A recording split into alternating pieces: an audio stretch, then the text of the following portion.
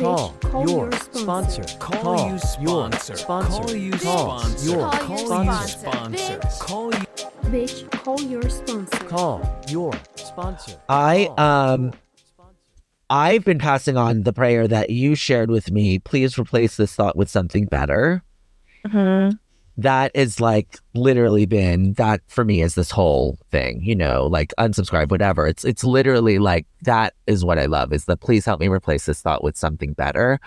You know, I was sharing, like, for me, I see like the disease, which is centered in my brain, killers in the house, not outside doing push-ups. Mm-hmm. I see it like, you know, it's similar to like a diabetic monitoring the sugar. I'm monitoring my mind, right? And like you say, all thoughts are trains. I don't need to hop on all of them. Right. Well, and I was just telling somebody yesterday that I read one of these amazing books that I read. It may have been David Hawkins. I don't know. It may have been Harvard. Who knows? But it was the biology of us is that our heart actually knows before our brain. And so we all give all this credit to the brain when really the heart knows. And what happens is the brain makes up a story for what the heart is feeling. Instead of just feeling it. I love that.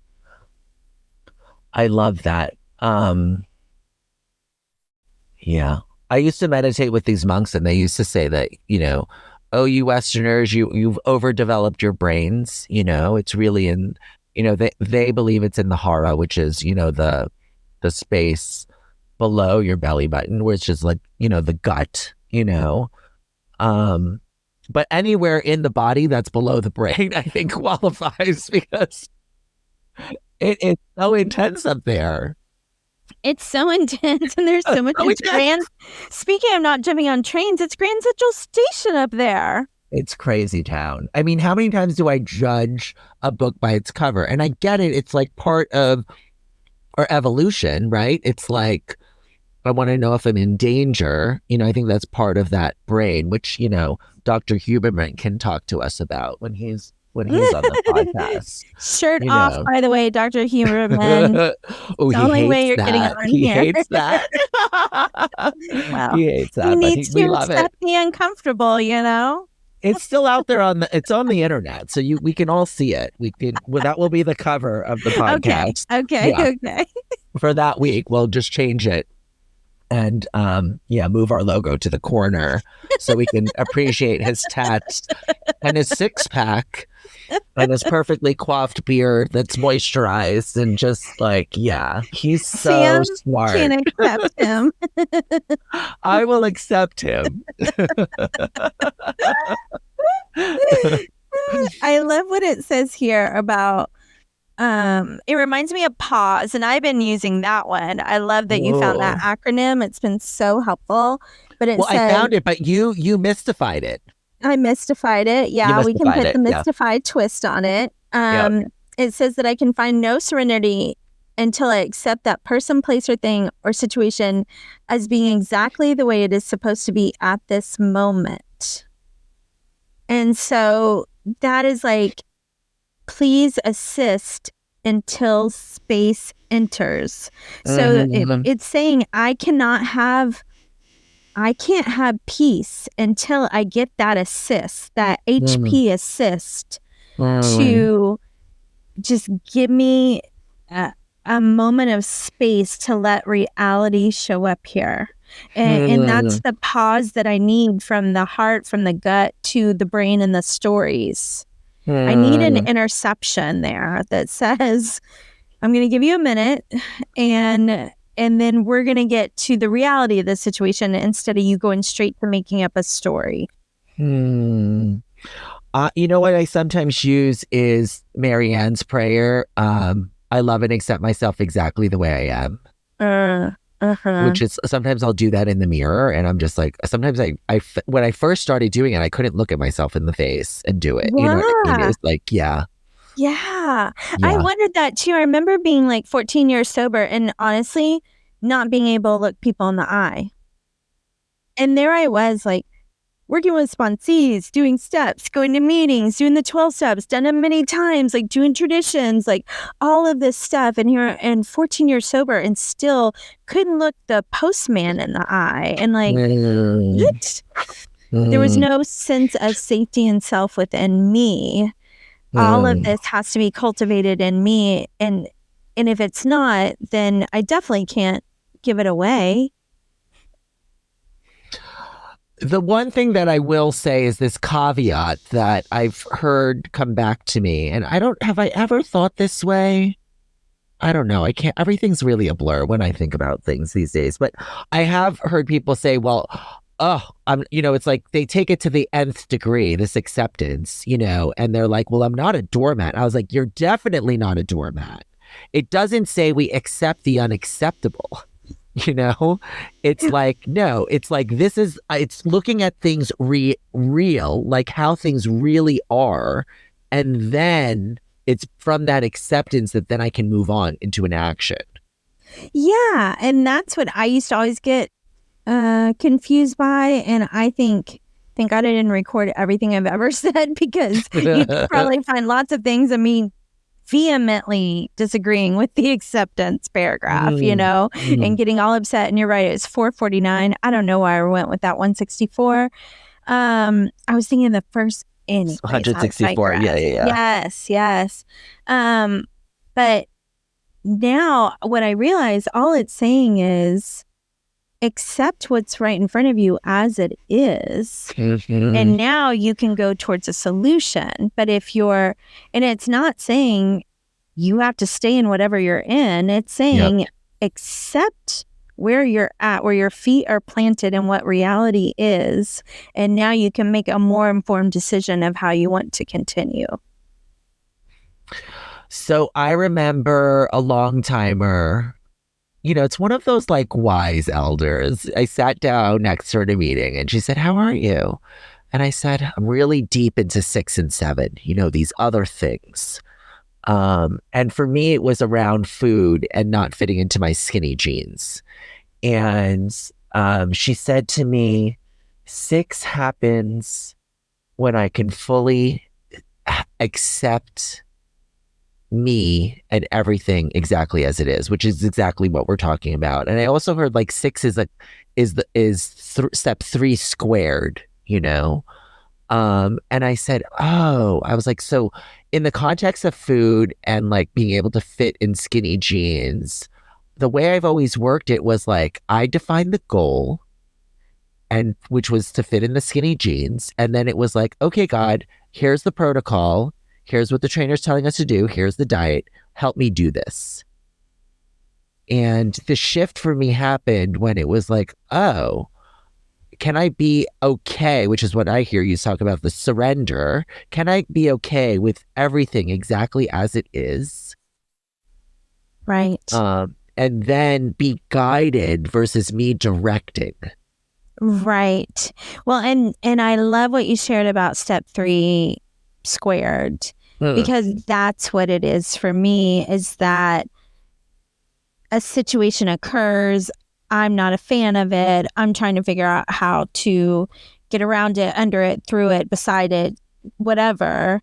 And what this is saying, can you accept it and yourself and all the other players just like it is right now, and find peace how it is right now within yourself and your higher power, no matter what chaos is going on around you.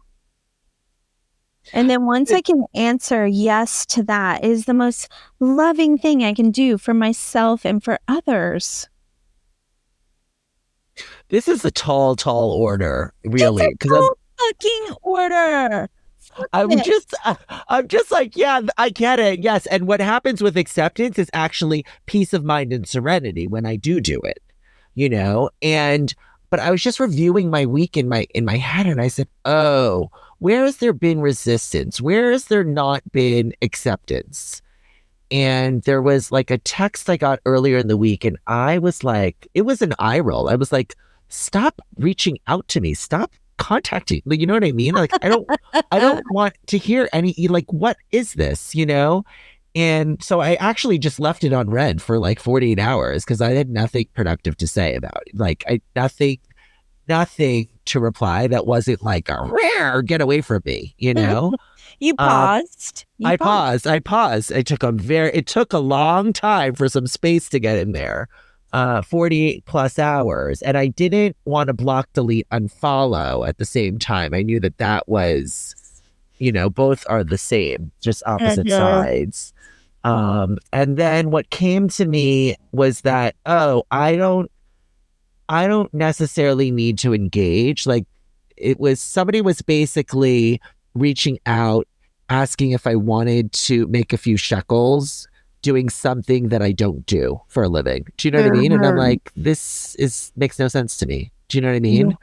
And what I got from it when I zoomed out was like, oh, I think they're lonely, actually. And so I basically replied saying, this is not something that I do. And, I know a few people in this industry and I am happy to connect them, because why wouldn't I, refer a friend, that actually does this for a profession, Right. So that's kind of like where I had left it, Which is so good. The pause. Yes, keep going. Yeah. No, the pause. I mean, the pause is where it's at, Yeah, so that's it. It's the thing of like, I still like, even just walking on the sidewalk, like, I was like laughing at the family in front of me because they were incensed that somebody was slowing down in front of them. And then and I was like literally audibly laughing, like, I can identify it. I'm so free today. That's not affecting me, And then when their little kid stopped short, I was like, huh? Like rolling my eyes, like, huh? And I was like, there we go again, Well, and the opposite of this is what I think of when I had 4 years of sobriety, and I've talked about it before, and I wanted a rose petal path in front of me of my future and how beautifully it was going to be laid out, and I saw friends and family and coworkers and sponsors and sponsees all along the side of this path, and if they were to disrupt my rose petal path, that they need to be pushed over a ledge. Right? That was the Misty constructed path. That was my walkway in the airport, right? The motorized sidewalk. That's what it looked like. And that how wonderful it is when somebody disrupts my rose petal path. If I can say thank you for that. And, how many miracles and growth opportunities would I have missed if it went that way, right? Like, what kind of fucking asshole would I be if that's really what it would look like from 4 years sober on? I would be the worst person you would want to talk to ever. And like, I don't grow when everything goes my way. Yeah. True story. Facts. True story. We are at the final 5. Okay, I got you. Sam, what is something that when you walked in, you were like, no, unacceptable. I will never accept that. That is not happening. I will not incorporate that. And now you do. I think it was the God thing. I'd come from a religious background, and I had, I believe there was a God. I just didn't think that was a solution, and so when I saw it on the wall, I was like, okay, I saw a lot of God on the wall. And then I went through the steps and I saw God there too. And I was like, okay, maybe there's a workaround for this, like maybe. And so that was my thing, that it was like, no, not doing this, I'm not accepting a higher power because I already knew it all. I had my experience. This doesn't work. That didn't work for me. And that's 100, and so thank goodness for this gentle, loving process where I got to slowly open up to the idea that I can have a relationship with a God of my understanding and deepen it, and that a spiritual solution could solve all my problems, you know? So that I think is the thing that comes to me. You? That's beautiful.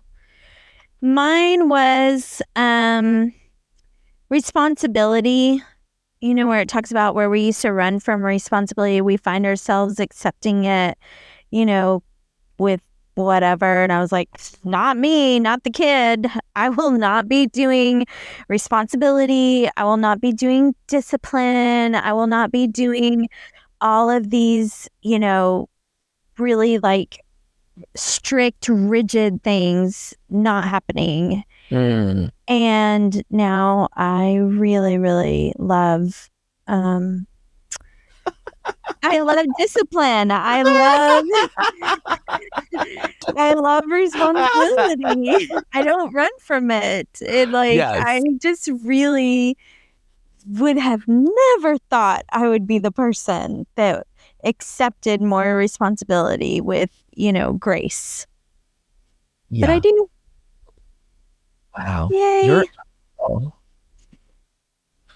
We're miracles. Such miracles. Oh, God. We're so blessed, and everybody else is too that gets to listen to us. You're welcome. Your sponsor. Thanks, your Misty. sponsor. Thanks, Sam, bitch. Call your sponsor.